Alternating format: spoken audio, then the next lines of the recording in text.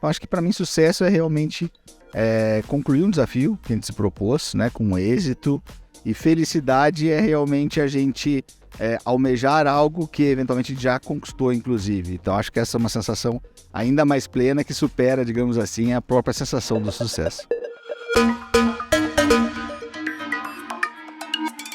Olá, seja muito bem-vinda, muito bem-vindo a mais um episódio do Ser Humano Podcast. Aqui vamos juntos conhecer a essência de seres humanos especiais e inspiradores. Esse episódio é um episódio especial, gravado com Cristiano Miller, um gerente de projetos de uma grande multinacional e o 16º brasileiro a atingir o cume do Monte Everest. Acompanhe comigo essa conversa que vai tratar principalmente os grandes desafios da carreira de um gerente de projetos e os grandes desafios e obstáculos naturais para atingir o cume do Monte Everest. Acompanhe comigo. Cris, primeiramente, obrigado por aceitar o convite para bater esse bate-papo sobre negócios humanos. Nós estamos aqui num cenário um pouquinho diferente do tradicional, estamos no meio da floresta amazônica. Para a gente começar esse papo sobre negócios humanos, sobre valores humanos, sobre o poder que cada um tem, queria que você pudesse iniciar falando um pouquinho de si, o pessoal poder conhecer quem é o Cristiano Miller, como o primeiro convidado desse bate-papo. Claro, Vitor. Primeiramente, eu agradeço a oportunidade de estar aqui contigo, né? Participando desse bate-papo, como tu disseste, nesse lugar maravilhoso. Bom, meu nome é Cristiano Miller, eu sou um executivo de uma multinacional no segmento de energia, né? Basicamente, atuando por toda a minha carreira na área de gerenciamento de projetos. E sou também um alpinista profissional, né? Atividade através da qual eu tive a felicidade de me tornar, em 2016, o 16º brasileiro a chegar ao topo do Monte Everest, a montanha mais alta do mundo, com 8.848 metros de altitude. Então, basicamente, hoje em dia eu divido aí a minha vida, digamos assim, entre essas duas paixões, a área de gerenciamento de projetos e as montanhas, principalmente aquelas montanhas de altitude, né? É o que a gente considera aí como o alpinismo, digamos assim. Perfeito. No meio dessa transformação tecnológica toda que está acontecendo no mundo, a inovação tecnológica cada vez mais disruptiva, transformando o modo como a gente se comporta como ser humano. Na tua visão, qual que é o papel do ser humano no meio desse mundo caótico, dessas incertezas, né, do metaverso, de como vai ser a sociedade daqui a 2, 3 anos? Para você, na tua perspectiva, nesse contato que você tem com a natureza a partir das escaladas, né, de poder chegar ao topo do Everest, qual que é o papel do ser humano e qual o potencial que o ser humano tem de transformar toda essa sociedade? Eu acho que é fundamental, como tu disseste, obviamente a tecnologia vem e é algo inevitável e é algo que nós temos que inclusive utilizar a nosso favor, né? Mas a questão das relações humanas, ela nunca vai deixar de ser indispensável, né? Então, quanto mais nós tivermos uma preocupação, né, com o próximo, realmente cuidarmos das pessoas, né? E aí a gente pode inserir nesse contexto uma série de outros aspectos, como a questão de liderança, a questão de trabalho em equipe, né? Isso vai ser sempre fundamental para que, através, obviamente, dessa inovação, né, dessas ideias disruptivas, a gente consiga transformar o mundo em um lugar melhor para se viver. E dentro desse mesmo caminho, te provocando um pouco mais, como você imagina que seria o líder ideal de uma equipe, de uma organização, o líder na própria sociedade daqui para frente? Eu acho que o líder, ele tem a função principal não somente de indicar, mostrar o melhor caminho a ser percorrido pelo seu liderado, mas também se engajar exatamente cada vez mais na execução, né, daquele desafio que, digamos assim, ele espera que o seu liderado possa realizar. Então, acho que cada vez mais o líder vem também executando um papel, ou tomando um papel de executor, né? E realmente, como eu te falei, se preocupando em cuidar das pessoas, não é simplesmente ali no ambiente de trabalho, durante o período de trabalho, mas realmente até se inserir, né, na vida, no contexto do liderado, para que, de certa forma, isso crie uma empatia maior e ele realmente consiga obter os resultados que são esperados, né? Tanto dele como líder, como do liderado ou do projeto como um todo. Indo nessa linha de responsabilidade social, né, de responsabilidade com o próximo, na sua visão, qual que é o papel das organizações nesses ecossistemas que elas estão inseridas, né? Então, por exemplo, você trabalha com energia numa multinacional e vocês têm projetos em diversas regiões do país e do mundo.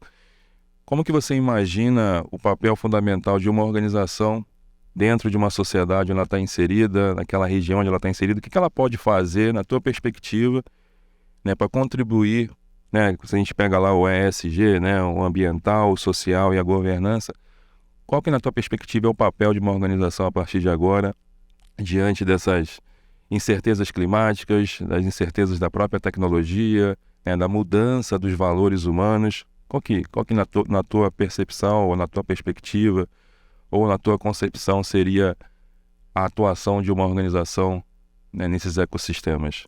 Sim, essa realmente é uma tendência, né? E a gente vê muitas empresas, muitas organizações já com realmente projetos estruturados em termos de apoiar, né, principalmente as comunidades locais dos projetos onde essas empresas têm atividades, ou das plantas onde essas empresas têm atividades, para realmente aquelas pessoas possam ter, né, um apoio social nas suas mais diversas necessidades, né?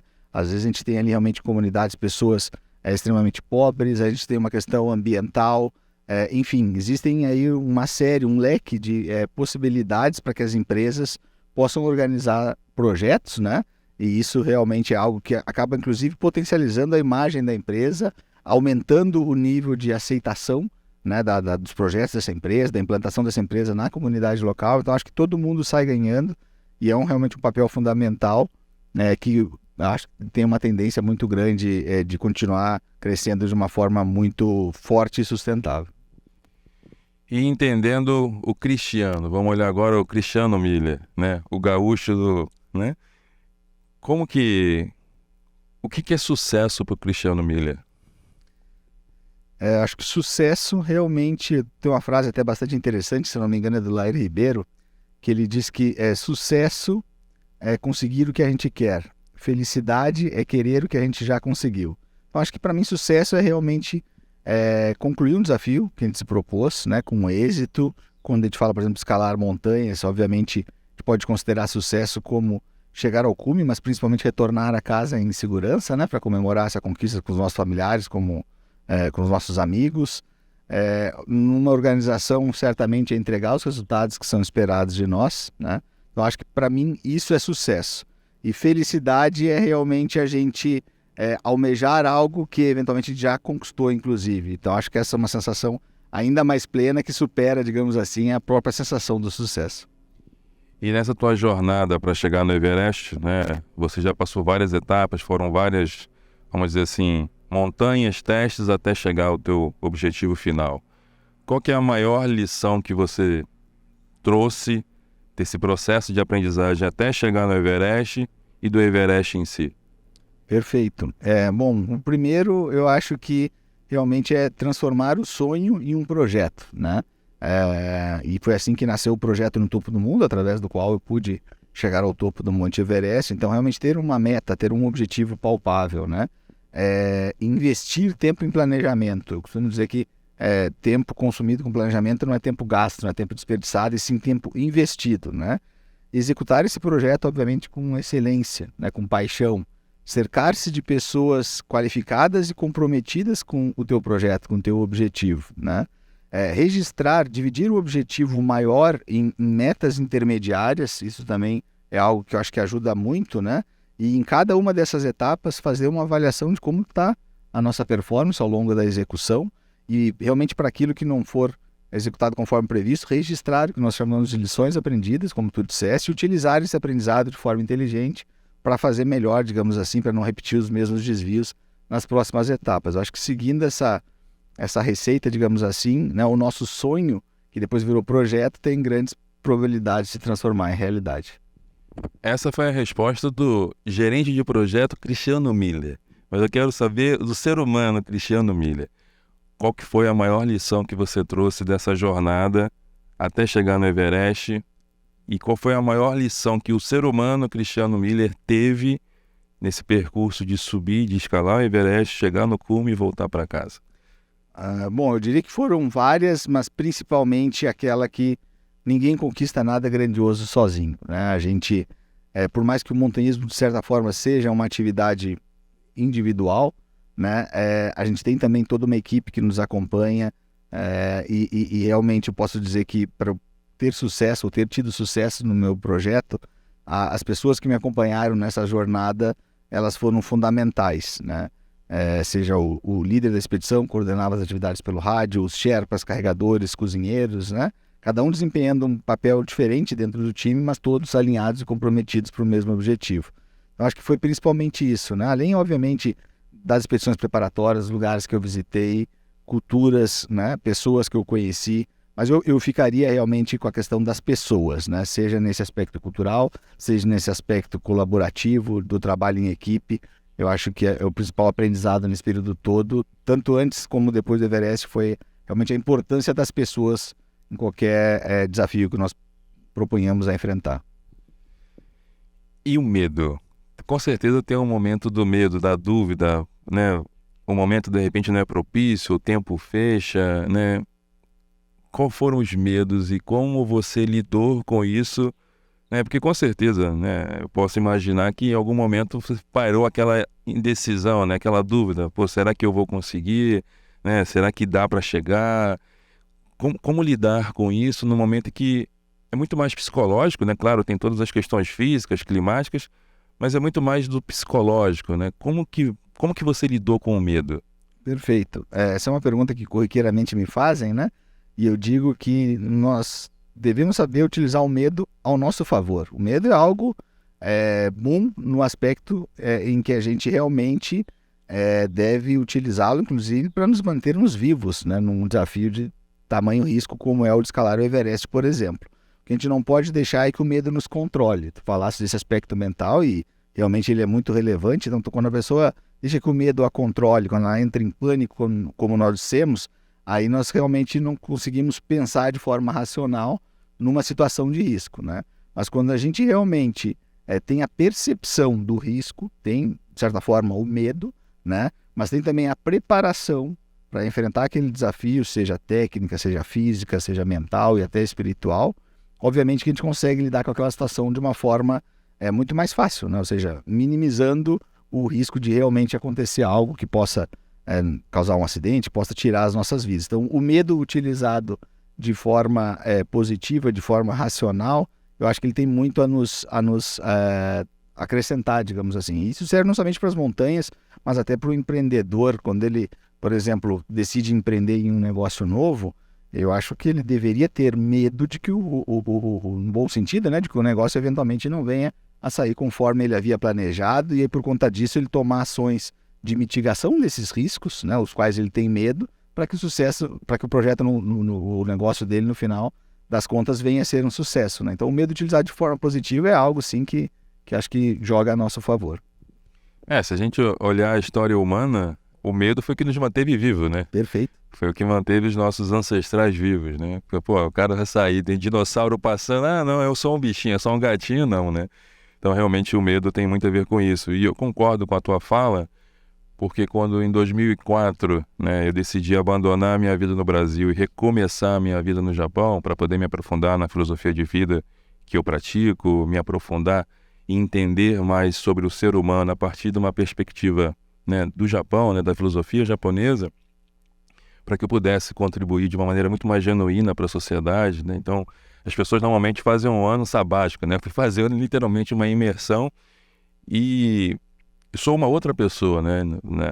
Na minha reflexão comigo mesmo, na conversa que eu tenho comigo mesmo, existe o Vitor antes do Japão e o Vitor pós-Japão, né? O que mudou do Cristiano pós-Everest? Porque são situações, né? Por exemplo, né, ainda falando um pouquinho sobre isso, eu abandonei, fui para o Japão sem saber chegar na próxima esquina, né? Eu queria conhecer o Japão inteiro, não sabia falar nem bom dia, né? Então, realmente veio o medo, né? Em algum momento, né, eu parei e falei assim, o que eu estou fazendo aqui? Né, eu tinha uma vida estabilizada, né, tinha a minha carreira, já estava no nível gerencial numa grande multinacional, né, com promessas ainda de crescimento, né, possibilidades de crescimento muito claras, e me vi do outro lado do mundo, né, sem saber falar, e falei assim, o que eu estou fazendo aqui, né? Por que eu tomei essa decisão? E são esses impasses, como você falou, esse medo que de certa forma te alimenta. Não, se você está aqui, alguma coisa você precisa transformar, alguma coisa você precisa mudar. O que mudou em você, né? Você falou das pessoas que te te suportaram, né, te possibilitaram chegar lá, mas internamente, né, eu queria entender o que mudou no Cristiano pós-Everest. Perfeito. Eu acho que além da questão das pessoas, justamente pelo que eu te comentei, né, durante esse ano que eu executei o projeto No Topo do Mundo, né, os lugares que eu conheci, pessoas, culturas, eles me fizeram enxergar o mundo de uma forma diferente. Eu acho que outro fator a ser destacado nesse processo realmente é a questão do desapego em relação a coisas materiais, né, da necessidade, inclusive, de ter uma vida mais simples. Eu, por exemplo, quando retornei do Everest, deixei de morar, né, de viver na cidade onde eu residia anteriormente, uma cidade maior, para ir morar na Serra da Mantiqueira, né, em meio às montanhas, num pequeno lugar, uma pequena cidade de menos de 6 mil habitantes, né? Então, realmente eu acho que a necessidade de ter uma vida mais simples, mas ao mesmo tempo com mais significado, foi algo muito marcante que aconteceu comigo pós-Everest, né? Realmente saber que a gente não precisa de muito para ter uma vida plena, para ter uma vida feliz, né? E, como eu falei, com mais significado. Acho que esse foi o fator mais relevante depois dessa questão das pessoas. Você acredita que isso é uma tendência? Que com o passar do tempo as pessoas vão despertar para uma vida cada vez mais de significado? Porque eu me recordo lá em 1998, no século passado, durante a graduação, né, um professor comentou, né, o problema do mundo, né, ele falou na verdade voltado para os brasileiros, é que o brasileiro compra aquilo que não precisa com dinheiro que não tem para impressionar quem não conhece, né? Então nisso aí tem várias lições nessa citação desse professor. Eu concordo contigo no seguinte, que a gente precisa de uma vida de mais significado e mais propósito, né? Não, uma coisa muito mais interna do que o material, do que o espírito, né? Voltado para o espiritual, para esse contato com a natureza. Você acredita que isso é uma tendência ou você ainda imagina que tem um outro passo antes disso? Eu acredito que sim. Se nós compararmos talvez aí com alguns anos, até algumas décadas atrás, eu diria que existia uma tendência mais materialista, né? Hoje eu vejo as pessoas investindo mais, por exemplo, em viagens do que em trocar de carro, né? E realmente é impressionante como a questão das viagens, ela nos agrega, né, do ponto de vista de realmente de conhecimento, de desenvolvimento cultural, de percepção sobre o mundo, né? Então, eu sim acredito, vejo, pelo menos nas pessoas que estão ao meu redor, que é uma tendência.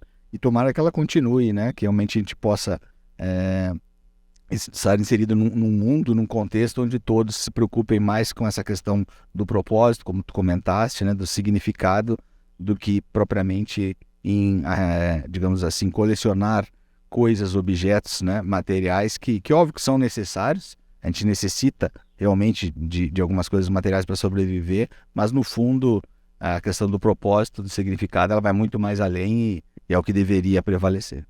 É aquela máxima, né? Menos é mais. Exatamente. Exatamente.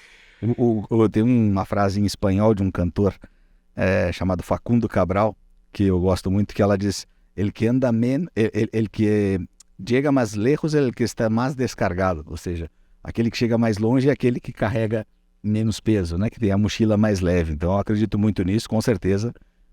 Carregando menos peso a gente consegue chegar muito mais longe. Perfeito. Caminhando para nessa linha aí, né, dos valores humanos, do coração, do propósito, na perspectiva do Cristiano Miller, não do gerente de projetos, né? Às vezes é difícil separar. Eu não quero falar dos termos de abertura, né, do escopo, mas indo um pouquinho, né, para a tua identidade. O que é a vida para você? Bom, dizer que a vida é um projeto não seria totalmente mentira, né? Porque ela tem, né, uma data de início e uma data, né, de fim. Mas realmente é uma experiência na qual nós devemos aproveitá-la, né, ao máximo possível. Eu sou muito também cético, às vezes, em dizer que quando a gente fala viva cada dia como se fosse o último, obviamente que isso não quer dizer que a gente deve viver a vida curtindo a mesma, né? Curtindo a vida adoidado, como tem até aquele filme, né? Ela deve sim ser vivida com responsabilidade, com um propósito, né? Com realmente um intuito de ajudar o próximo. E eu acho que se ela for vivida dessa forma, e aí cada um com seus objetivos, né? ela tem condições de ser muito mais plena, muito mais aproveitada e desfrutada. Basicamente é isso que eu penso. Você se considera um otimista? Sim, embora não me iluda em relação digamos assim, possíveis resultados positivos, né? Tem uma frase também que eu gosto muito, eu sou o cara das frases, que não deve ter observado, mas que ela diz, pés no chão, cabeça nas estrelas, né? Até o nome de um livro também do Lair Ribeiro, que eu já li, que foi bastante importante na minha vida, principalmente ali na minha juventude, entre os 18 e os 20 anos. Então é isso, cabeça nas estrelas, sonhos que realmente às vezes para algumas pessoas parecem impossíveis, e eu talvez naquela idade, por exemplo, nunca imaginei que um dia fosse chegar ao cume do Monte Everest. Então, cabeça nas estrelas, mas com os pés no chão. Então, sim, sou um cara otimista, sou um cara que tem sonhos grandiosos, que acredita que as coisas vão dar certo, mas, por outro lado, pés no chão, né? É um cara que sabe que existe aí um longo caminho a ser percorrido para poder chegar até as estrelas. Nessa fase que você comentou dos 18, 19 anos, foi quando eu estava ingressando, né, na Ambev, e tem lá o livro do Lema, né, do Beto, né, O Sonho Grande, que é um retrato, né, do que é a história do grupo, e foi essa época que eu entrei na Ambev. E eu sempre aprendi, né, com eles, assim, bem diretamente, que sonhar grande dá o mesmo trabalho que sonhar pequeno. A entrega que é diferente, o esforço que é diferente, mas o planejamento é o mesmo.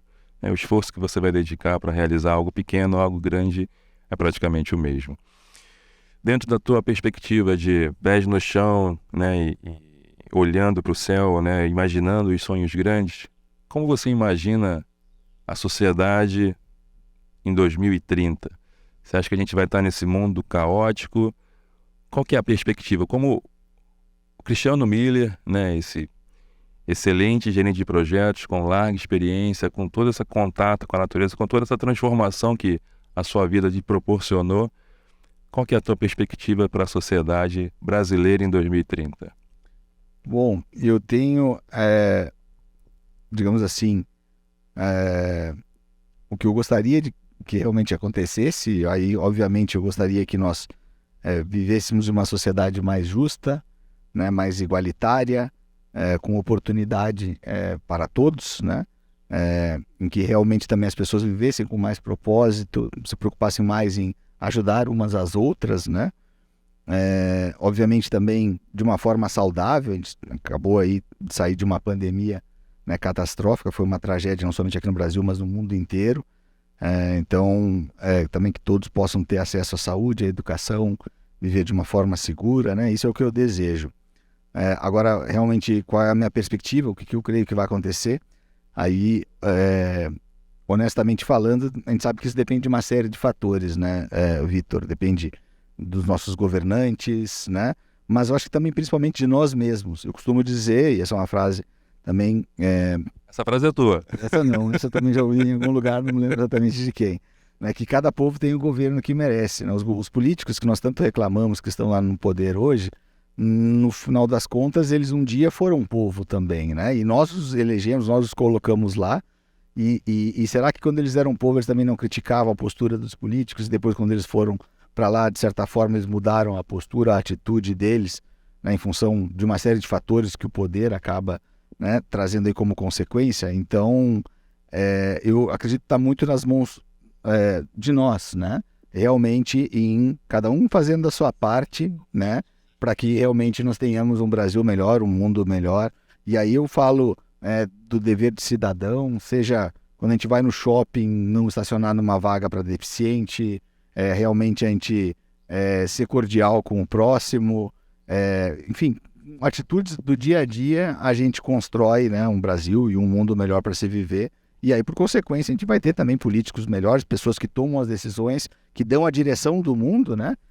Também agindo de uma forma diferente. Mas esse é um processo que leva tempo. Eu não sei se até 2030 a gente vai estar nesse nível de maturidade, mas obviamente temos que começar já, né? Se a gente quiser um dia ter um mundo, digamos assim, ideal para se viver, como é esse que eu considero. Perfeito, eu faço coro com as tuas palavras, né? E para mim o papel do indivíduo é muito grande, né? A responsabilidade do indivíduo é muito grande. Porque como tu falaste, quem está hoje é um representante nosso, né? E fomos nós que colocamos lá. Mas eu acho que o papel do ser humano ele é primordial nisso, né? Então, Acredito que não existe o salvador da pátria, né, e nunca existirá, mas acredito que sim, que a partir dos nossos comportamentos, das nossas ações, com a pessoa do nosso lado, é que realmente vai criar, né, uma cadeia, né, complexa no que eu falo, no sentido não de ser difícil, mas complexa de estar interligada, né, processos interdependentes. Aí eu vou usar uma frase, né, que fala muito bem disso, né? Quando a gente ilumina um caminho de uma pessoa, na verdade nós estamos iluminando o nosso próprio caminho. Né? Então, se a gente precisa, né, e almeja uma sociedade melhor, a gente precisa realmente iluminar o caminho do próximo, seja com um bom dia, seja não parando numa vaga, né, de um idoso, como você comentaste. Então, eu acho que vai muito dos nossos próprios valores, né? Então, eu acho que tem a importância do indivíduo, né? A mudança que a gente deseja começa dentro da gente, né? Então, eu acho que esse é o primeiro passo. Meu amigo, obrigado por esse bate-papo. É muito significativo contar com a tua presença nesse primeiro bate-papo. Conhecendo a tua história, a gente já se conhece há alguns anos, né? Você tinha acabado de chegar do Everest. Éramos um pouquinho mais magros naquele momento. Sim. Naquele momento, estou chegando do Everest bem mais magro. A idade chega para todo mundo, mas eu sou otimista no seguinte sentido, né? Que as pessoas com as quais eu me relaciono são pessoas que têm esse propósito de transformar o mundo a partir de si. Então, eu tenho a extrema felicidade de contar com a sua amizade e saber, né, que aonde você está, na região onde você mora, de uma forma direta ou indireta e significativa, você está contribuindo para que não seja em 2030, mas que seja em 2050, né, tenhamos uma sociedade melhor do que a que a gente tem hoje. Muito obrigado pela oportunidade, obrigado pelo bate-papo e vamos juntos escalar a próxima montanha. É isso aí. Eu que agradeço, Vitor. Obrigado. Um abraço e sucesso. Foi inspirador, não foi? Se você gostou, por favor, compartilhe com seus amigos e familiares e acompanhe muitas outras histórias de seres humanos inspiradores no nosso canal no YouTube, Ser Humano Podcast, no Spotify e no Deezer. Esse podcast foi apresentado por mim, Vitor Raposo, com a produção de Tamires Cler, apoios técnicos de Alan Leão e Américo Viana. Até a próxima. Tchau, tchau.